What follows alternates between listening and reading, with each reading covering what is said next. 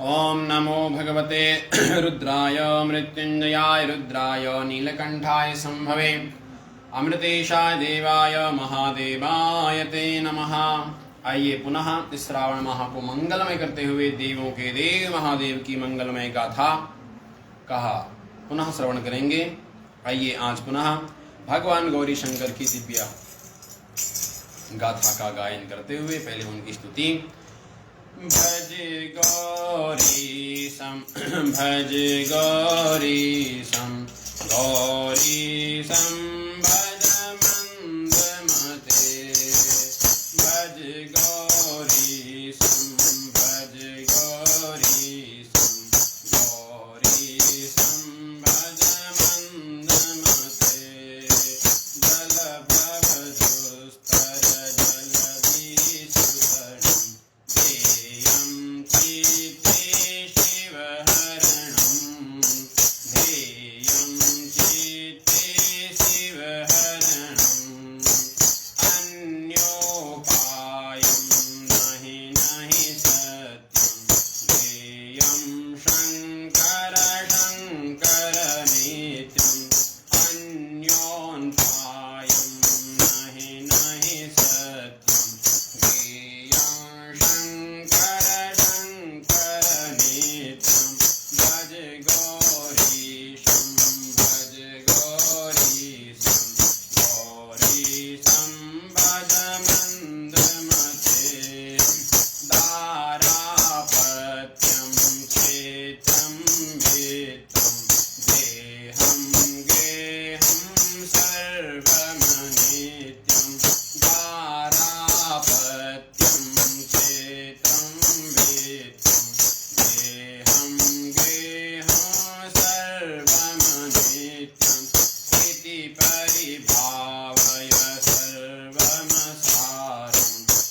गर्भविकृत्य स्वप्नविचारं भज गौरीशं भज गौरीशं गौरीशं भज मन्दमते भज गौरीशं भज गौरीशं गौरीशं भज मन्दमते बलवैचित्ये पुनरावृत्तिः पुनरपि जननी जठरोत्पत्ति बलवैचित्ये पुनरावृत्तिः पुनरपि जननी जठरोत्पत्ति पुनराप्यासाकुलितं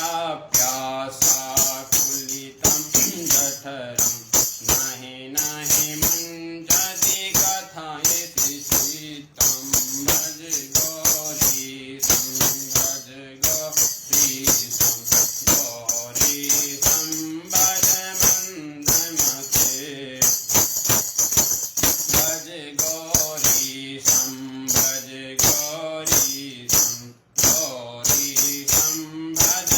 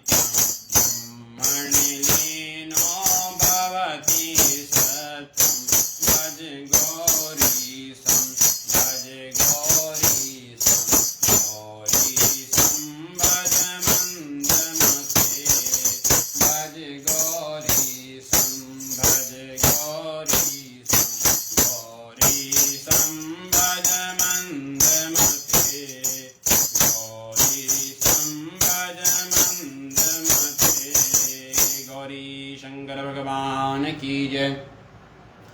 श्री नीलकंठेश्वर महादेव की जय। श्री मालेश्वर महादेव की जय। श्री केदारेश्वर महादेव की जय। ओम गंगातरंगरमणीयजटाकलापं गौरी निरंतर विभूषित वामभागं नारायणं प्रियमनंगमदापहारं वाराणसीं पुरपतिं भज विश्वनाथं। विश्वनाथ भगवान की जय। आइए पुनः इस श्रावण माह को मंगलमय करते हुए देवों के देव महादेव की मंगलमय गाथा का आख्यान हम विद्येश्वरी संहिता के माध्यम से करते हैं। और आज हम विद्येश्वरी संहिता को यहीं पर पूर्ण विश्राम देंगे और कल पुनः दूसरे दिन से हम रुद्र संहिता का आख्यान प्रारंभ करेंगे। तो आइए श्रवण करते हैं विद्येश्वरी संहिता। कल हमने श्रवण किया था भस्म की महिमा के बारे में। सौनकादि ऋषि ने श्री सूत जी महाराज से प्रश्न किए, गुरुदेव आप हमें बतलाइए कि भस्म की महिमा क्या है, भस्म कितने प्रकार के होते हैं। तब भगवान सूत जी महाराज ने कहा, द्विविधं भस्म संप्रोक्तम सर्वमंगलदं परम तत्र प्रकारमहं वक्षे सावधानतया शृणु। कहा कि द्विविधम भस्मं संप्रोक्तम, भस्म दो प्रकार की होती है। एक भस्म है महाभस्म और दूसरी भस्म है स्वल्प भस्म। महाभस्म का तात्पर्य है एव भस्म तीन प्रकार की होती है, जिसमें श्रौत, स्मार्त और लौकिक। और जो स्वल्प भस्म है ये अनेकों प्रकार की भस्म है। इस भस्म का आख्यान विशेषतः आयुर्वेद में किया गया है। भस्म का तात्पर्य है जिस भस्म को धारण करने से हमारे रोगों का संशय होता है, हमारे रोगों का निवारण होता है, हमारे पापों का निवारण होता है, उसका नाम भस्म। इसलिए आयुर्वेद में अनेकों प्रकार की भस्म के नाम से आयुर्वेदिक दवाइयां हैं। स्वर्ण भस्म, उस भस्म को खाने से जो हमारे शरीर के रोग हैं वो भस्म हो जाते हैं, वो नष्ट हो जाते हैं।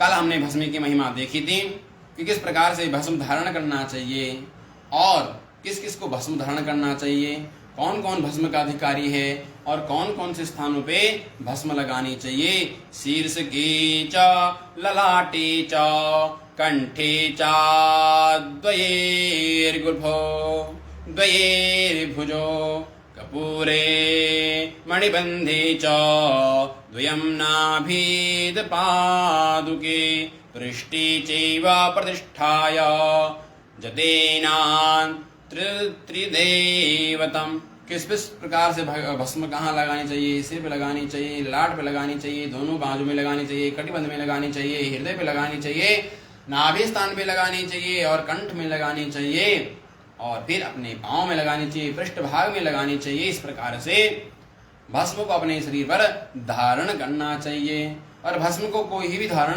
कर सकता है, चाहे स्त्री हो चाहे पुरुष हो। इसलिए भगवान भोलेनाथ की भक्ति करनी है तो पहले भस्म रुद्राक्ष का होना अत्यधिक महत्वपूर्ण है। आइए इस श्रृंखला में आज पुनः सौनकादि ऋषियों ने सूत जी महाराज से प्रश्न किया, गुरुदेव आपने हमें भस्म की महिमा तो बतलाई, आपने हमें ओंकार की महिमा बतलाई, आपने हमें ओम नमः शिवाय की महिमा बतलाई, गुरुदेव अब हम आपसे जानना चाहते हैं कि रुद्राक्ष की महिमा, यह रुद्राक्ष क्या है, रुद्राक्ष की उत्पत्ति कहाँ से हुई थी और किस प्रकार से रुद्राक्ष इस धराधाम पर आया, रुद्राक्ष कितने प्रकार के होते हैं, किसको किस प्रकार का रुद्राक्ष धारण करना चाहिए। कृपया आप विस्तार पूर्वक हमें रुद्राक्ष के बारे में ज्ञान प्रदान करें। तब श्री सूत जी महाराज कहते हैं, ऋषियों मैं आपको बतलाता हूँ, सावधानतया सुनो, सावधान होकर के सुनिए। शिव प्रियतमो गेयो रुद्राक्ष पर पावनः दर्शनात् स्पर्शनाञ्जाप्यात् सर्वपापहर स्मृतः।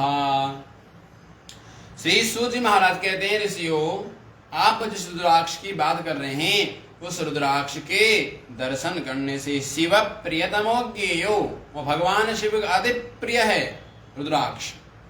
कहते हैं रुद्राक्ष परम पावन, रुद्राक्ष परम पावन है। इस रुद्राक्ष के धारण करने से ही नहीं, इसके दर्शन करने से। दर्शनात् स्पर्शनात् जाप्यात्, रुद्राक्ष के दर्शन करने से, रुद्राक्ष को धारण करने से और रुद्राक्ष की माला से जप करने से क्या होता है? सर्व पाप हर स्मृतः, सभी पापों का विध्वंस हो जाता है। इसलिए जो नित्य निरंतर रुद्राक्ष धारण करता है वो भगवान भोलेनाथ को शिव प्रिय तमो ज्ञेयो, भगवान भोलेनाथ को अत्यधिक प्रिय लगता है।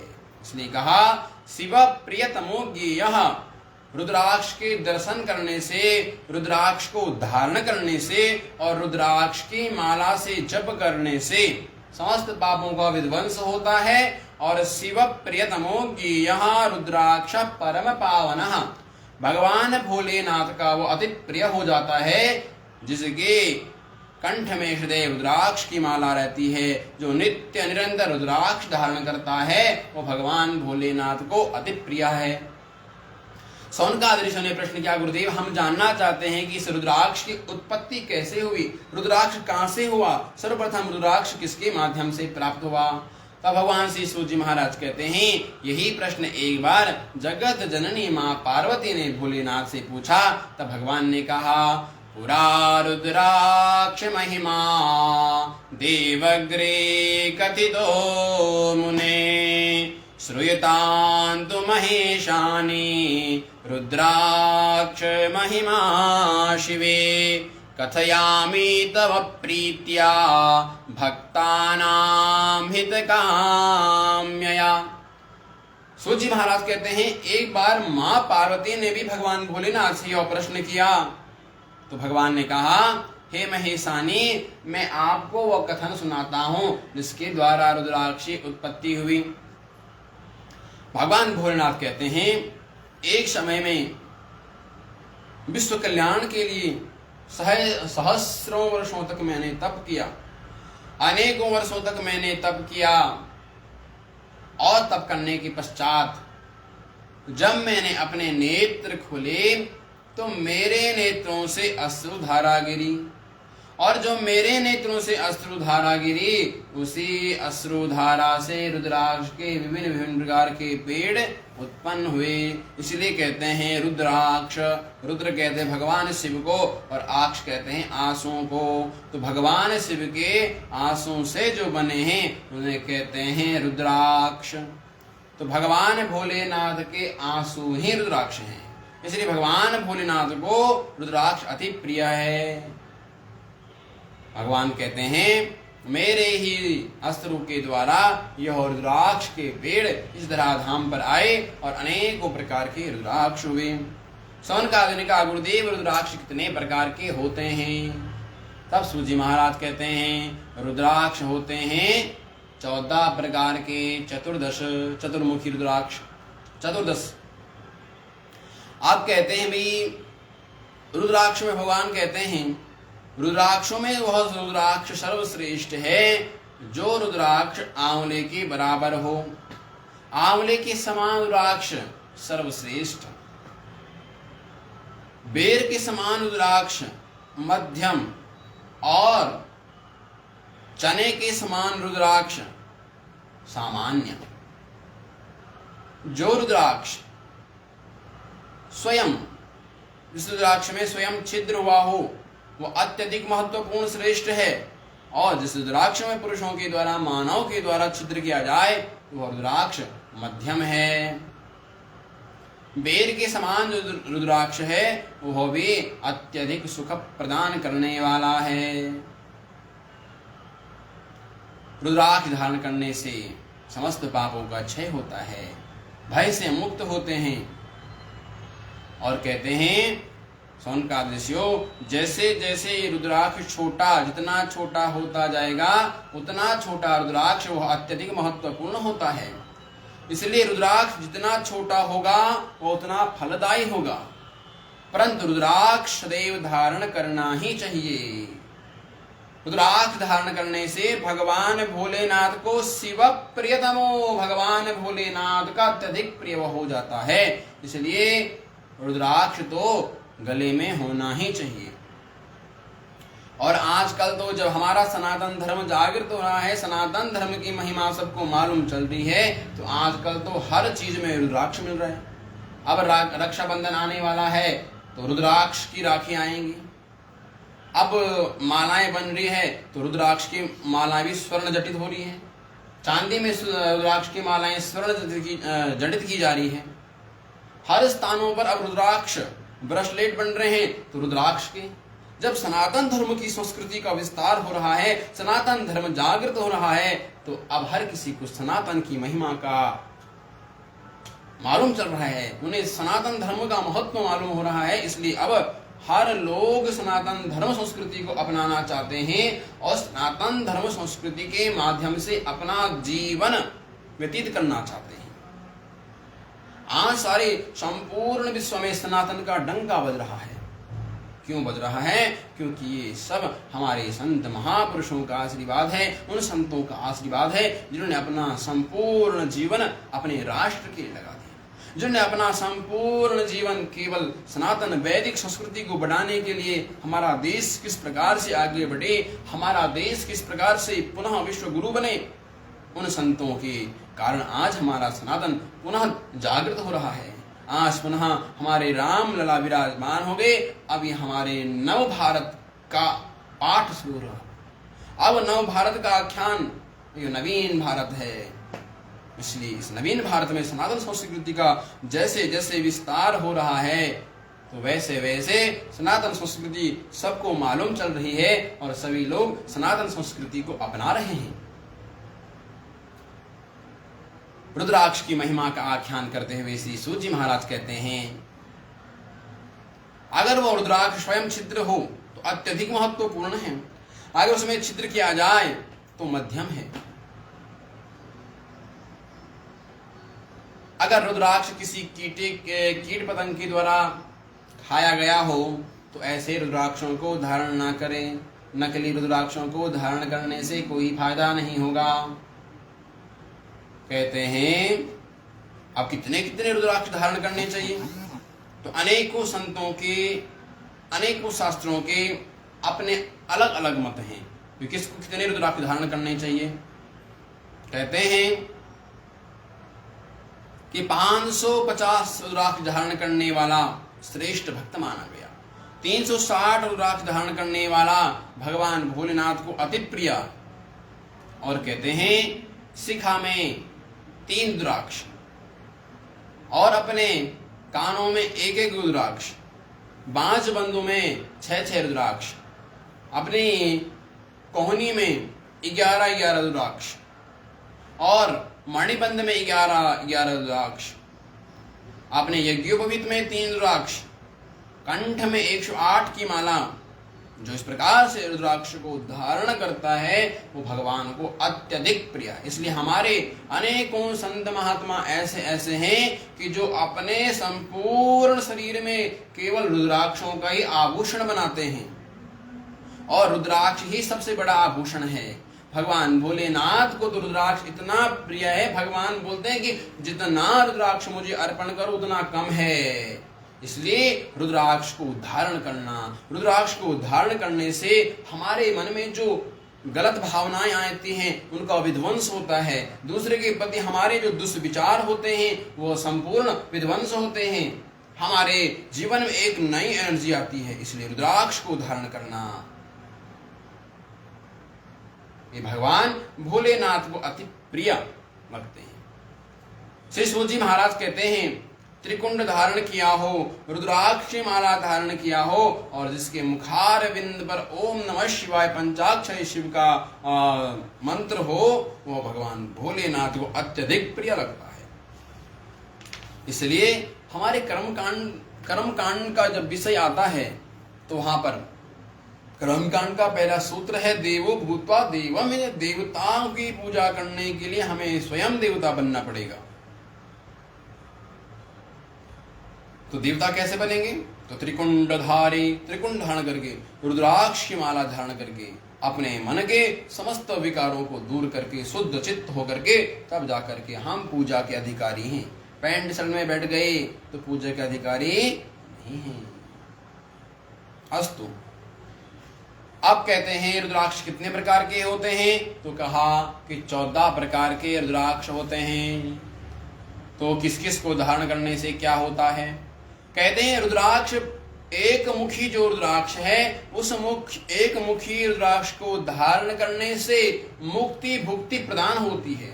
और एक मुखी रुद्राक्ष स्वयं भगवान भोलेनाथ का स्वरूप है।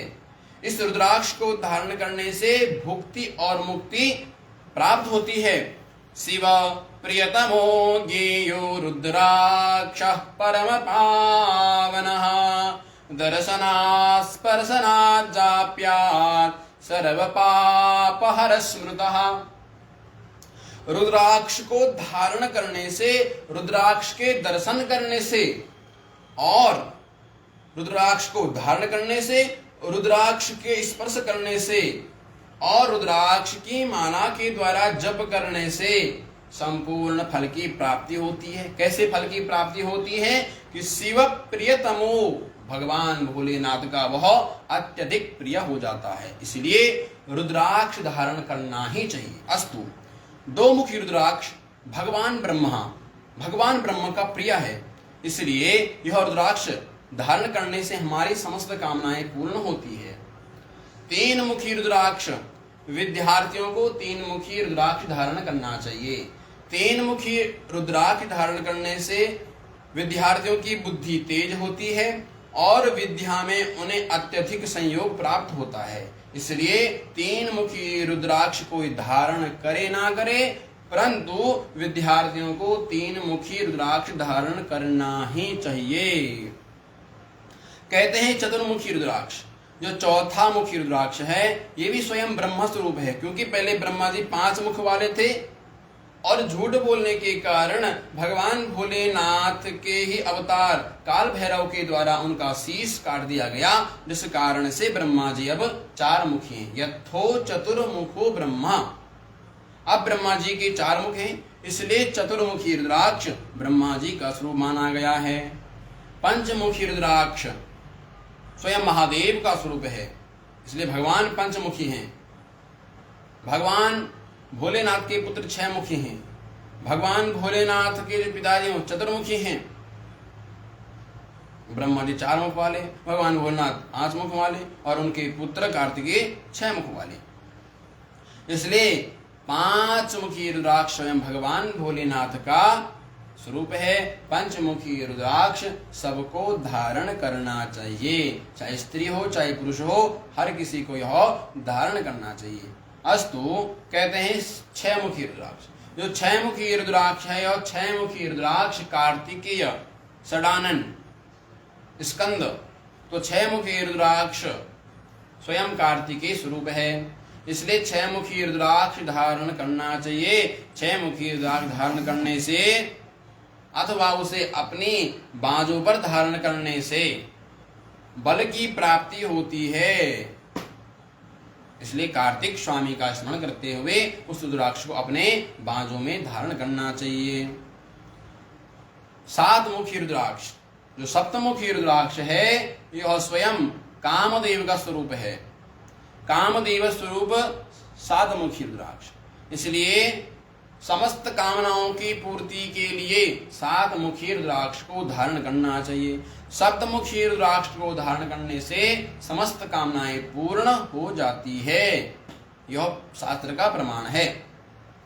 उसके बाद कहते हैं अष्टमुखी रुद्राक्ष, जो 8 मुख वाला रुद्राक्ष है, यह स्वयं भैरव रूपी है। यह स्वयं भगवान भोलेनाथ के स्वरूप ही भैरव रूपी रुद्राक्ष है। 8 मुखी रुद्राक्ष को धारण करने से दीर्घ आयु प्राप्त होती है। इसलिए दीर्घ आयु के लिए अष्टमुखी रुद्राक्ष धारण करना, परंतु अब बहुत कम मिलता है। एक मुखी रुद्राक्ष को बहुत ही कम मिलता है, पर 8 मुखी मिलता है और बहुत कम मिलता है। 8 मुखी रुद्राक्ष काल भैरव को प्रसन्न करने के लिए और दीर्घ आयु प्राप्त करने के लिए अष्टमुखी रुद्राक्ष को धारण करना चाहिए। कहते हैं 9 मुखी रुद्राक्ष। जो 9 मुखी रुद्राक्ष है यह नव दुर्गा का स्वरूप है। तो नव दुर्गा का स्वरूप है 9 मुखी रुद्राक्ष। जगत जननी माँ भुवनेश्वरी को, माँ पार्वती को, माँ गौरी को प्रसन्न करना है, उनकी शक्ति प्रदान प्राप्त करना चाहते हैं, तो उसके लिए 9 मुखी रुद्राक्ष। 9 मुखी रुद्राक्ष स्वयं नव देवी का स्वरूप है, इसलिए 9 मुखी रुद्राक्ष धारण करना चाहिए। 10 मुखी रुद्राक्ष, तो 10 मुखी रुद्राक्ष स्वयं जनार्दनो देवः, यह भगवान जनार्दन भगवान विष्णु का स्वरूप है 10 मुखी रुद्राक्ष। तो 10 मुखी रुद्राक्ष धारण करने से भगवान भोलेनाथ अत्यधिक प्रिय होते हैं, प्रसन्न होते हैं। क्यों होते हैं? क्योंकि भगवान भोलेनाथ नित्य निरंतर भगवान विष्णु का जप करते रहते हैं और भगवान विष्णु नित्य निरंतर भोलेनाथ का जप। तो विष्णु से हृदय शिव, शिव से हृदय विष्णु हो। भगवान विष्णु के हृदय में शिव है और शिव के हृदय में विष्णु है। तो जो भगवान भोलेनाथ के भक्त शैव, जिन्हें कहते हैं शैव यानी कि भगवान शिव के भक्त हैं, जो भगवान शिव के भक्त हैं वो अत्यधिक 10 मुखी रुद्राक्ष धारण करते हैं। क्योंकि 10 मुखी रुद्राक्ष धारण करेंगे तो भगवान भोलेनाथ अत्यधिक प्रसन्न होते हैं, इसलिए 10 मुखी रुद्राक्ष भी बहुत मिलता है। और अधिकतर शैव लोग इस 10 मुखी रुद्राक्ष को धारण करते हैं। कहते हैं एकादश, जो 11 मुखी रुद्राक्ष है यह स्वयं एकादश रुद्र स्वरूप है। तो एकादश रुद्र स्वरूप 11 रुद्रों का स्वरूप यह एकादश माना गया है, इसलिए एकादश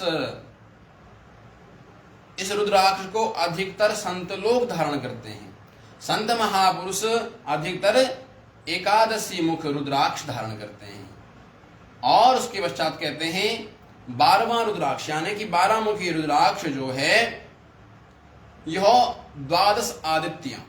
इस रुद्राक्ष को सिर पर धारण करने से अथवा अपने कंठ में धारण करने से भगवान आदित्य, भगवान सूर्य की कृपा होती है और उस जीव के, उस व्यक्ति के जीवन में तेज ही तेज आता रहता है। इसलिए 12 मुखी रुद्राक्ष धारण करने से भगवान सूर्य प्रसन्न होते हैं। इसलिए सौर कहते हैं भगवान शिव के भक्त, भगवान सूर्य के भक्त, ये अधिकतर 12 मुखी रुद्राक्ष धारण करते हैं। और 12 मुखी रुद्राक्ष धारण करने से हमारे शरीर के जो रोग हैं इन समस्त रोगों का क्षय होता है। क्योंकि आदित्यादि नवग्रह देवताओं के जो राजा हैं वो भगवान सूर्य हैं। भगवान सूर्य के स्मरण करने से, भगवान सूर्य की उपासना करने से हमारे सारे रोगों का विध्वंस तो होता ही होता है, और हमारी जन्म पत्रिका में अगर कोई ग्रह क्रूर है, पाप फल दे रहा है, तो वह भी उत्तम फल देने लगता है। इसलिए 12 रुद्राक्ष भी धारण करना चाहिए। अब कहते हैं जो 13 मुखी रुद्राक्ष है यह स्वयं विश्वे देव का स्वरूप है। 13 मुखी रुद्राक्ष धारण करने वाला स्वयं विश्वदेव के तुल्य हो जाता है। इसकी समस्त मनोकामनाएं पूर्ण और सौभाग्य को प्राप्त होता है। इसलिए माताएं लोग भी अधिकतर 13 मुखी रुद्राक्ष को धारण करती हैं। उसके पश्चात कहते हैं चतुर्दश यानी कि 14 मुखी रुद्राक्ष है। इस 14 मुखी रुद्राक्ष को धारण करने से यह स्वयं भगवान भोले का स्वरूप है, यह स्वयं शिव स्वरूप है।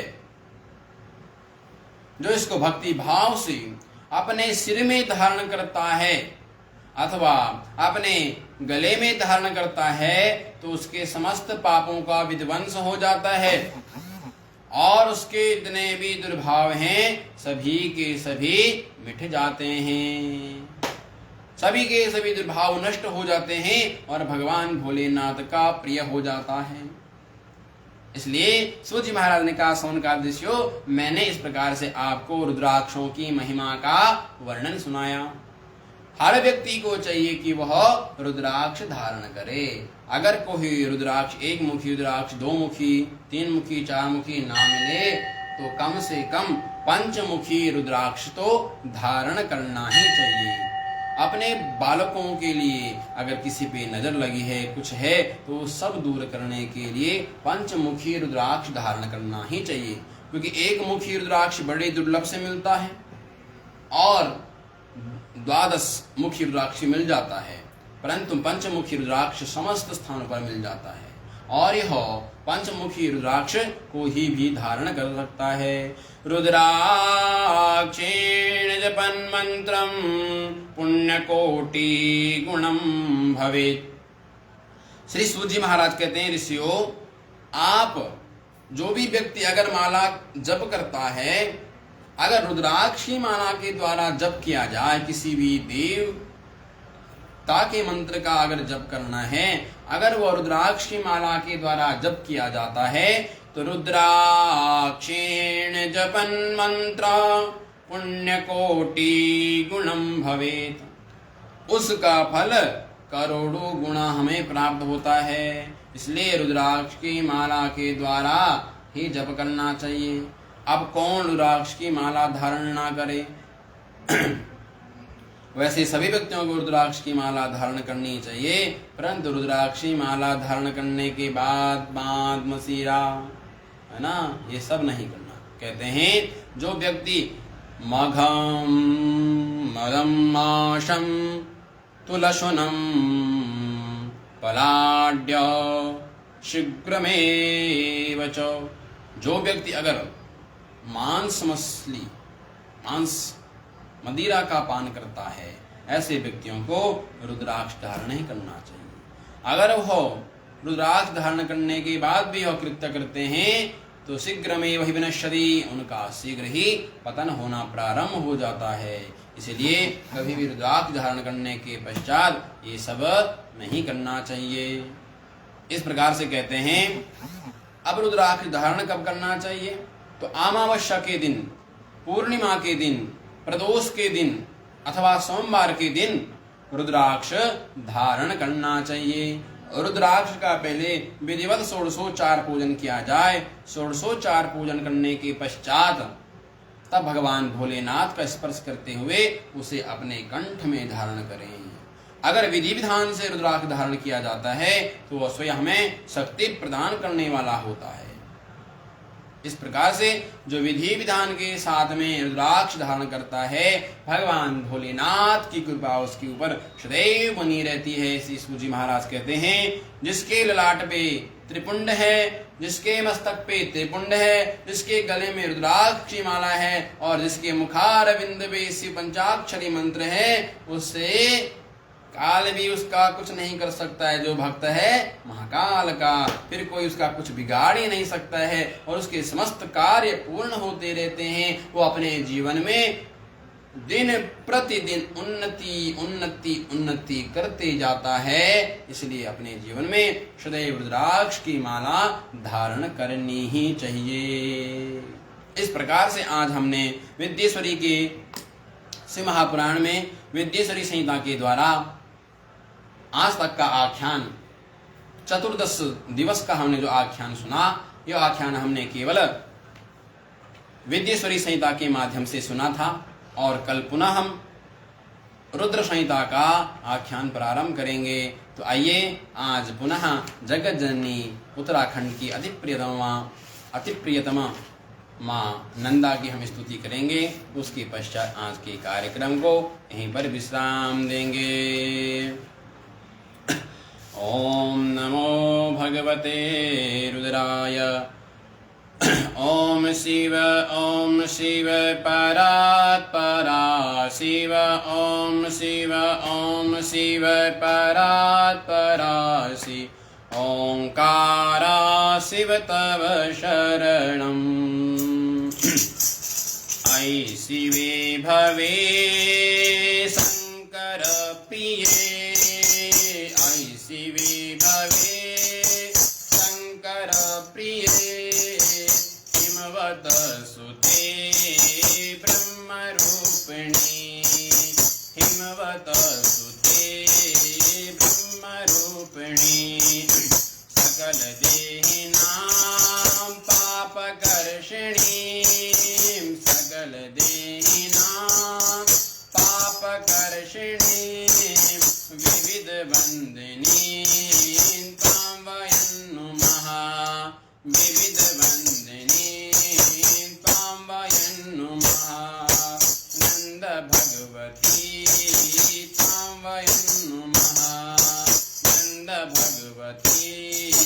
त्वां वयं नुमः मयविहारिणीं ज्ञानदायिनीं मयविहारिणीं ज्ञानदायिनीं तिमिरनाशिनीं मुक्तिदायिनीं तिमिरनाशिनीं मुक्तिदायिनीं तपनजीविनां तापहारिणीं तपनजीविनां तापहारिणीं नन्दभगवती त्वां वयं नुमः नन्दभगवती त्वां वयं नुमः किमिशिलालये संस्थिता वयं किमिशिलालये संस्थिता वयं किमगिरो सुतां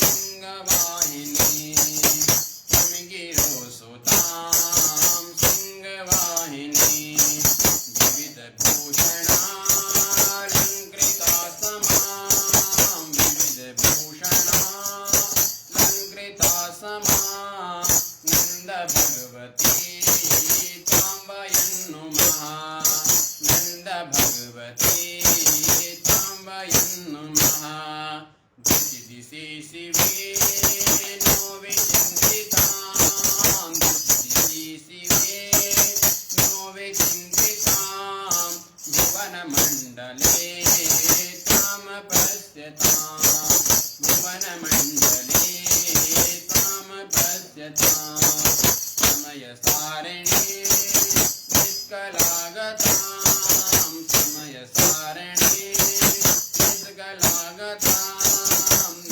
तथापि तं चक्षुगोचरा न तथापि तं चक्षुगोचरा नन्दभगवती त्वां वयं नुमः नन्दभगवती त्वां वयं नुमः